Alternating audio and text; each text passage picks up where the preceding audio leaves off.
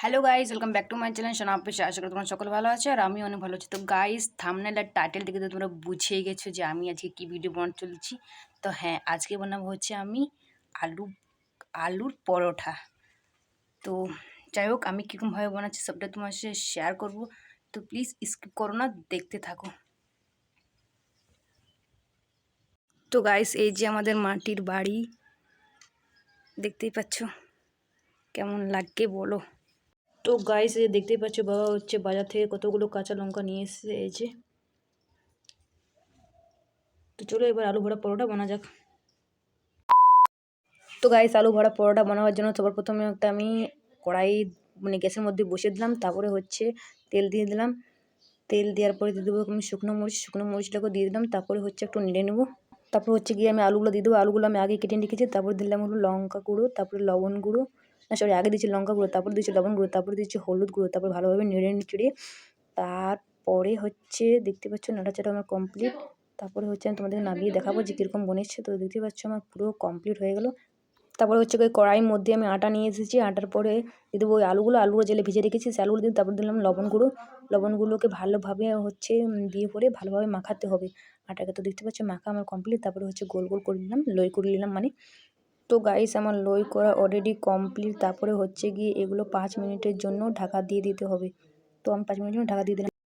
A few moments later. তারপরে হচ্ছে গিয়ে পরোটাগুলো মানে বেলার পালা। তো দেখতেই পাচ্ছি আমি পটপট করে বেলে নিলাম, ভালোভাবে বেলে নিলাম। তারপরে হচ্ছে গিয়ে এগুলোকে সেঁকতে হতে হবে। পরোটাগুলো শেখার জন্য দিতে পারছি আমি গ্যাসটাকে অন করে দিলাম। তারপরে হচ্ছে গ্যাসের মধ্যে কোন তাওয়াটা বসে পরে রুটিগুলোকে দিয়ে দিলাম। তারপরে হচ্ছে ভালোভাবে খুশনির সাহায্যে নেড়ে চেড়ে নিব। দেন তারপরে তো আমি ভালোভাবে নেড়ে চেড়ার পর হচ্ছে ওটা সেঁকতে দিলাম। তারপরে হচ্ছে আরেকটা রুটি দিলাম। তো আমি পরপর কিছুগুলো রুটি একই সাথে বানিয়েছিলাম, তার জন্যে আর কি তোমাদের পুরোটাই দেখালাম। তো দিতে পারছি এখানে বেশি খুশনি করে ভালোভাবে নেড়ে চেড়ে নিয়েছি। দেন তারপরে হচ্ছে ওগুলো আমি হচ্ছে মানে তেল দেবো মানে। তো আমার আর কয়েকটা পরোটা শেখার জন্য রয়ে গেছিলো, তো ভাবলাম ওগুলোকেও ভালোভাবে সেঁকে নিই। দেন তারপরেই আমি হচ্ছে এগুলোকে আমার শেখা অলরেডি কমপ্লিট। তারপরে হচ্ছে আমি এখানে একটু তেল দিয়ে দিলাম, রিফাইন তেল। তারপরে হচ্ছে আমি রুটিগুলোকে ভালোভাবে দিয়ে দেবো।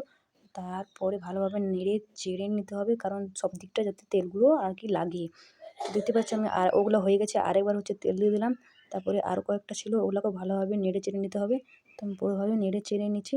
এবার হচ্ছে এগুলোকে একটা পরোটা বানানো কমপ্লিট। তারপরে একটা আমি প্লেটের সাহায্যে সেগুলোকে রেখে নিয়েছি। তারপরে তোমাদেরকে নেড়ে চেড়ে দেখাচ্ছি যে আমার বানানো অলরেডি কমপ্লিট হয়ে গেছে, দেখতেই পাচ্ছ। তো গাইস, আমি তোমাদেরকে তো আলু ভরা পরোটা বানিয়ে দেখালাম। আর হ্যাঁ, আমি খেয়ে দেখাতে পারলাম না, কারণ হচ্ছে আমি যখন খেলাম তখন হচ্ছে ভিডিও করতে ভুলে গিয়েছিলাম।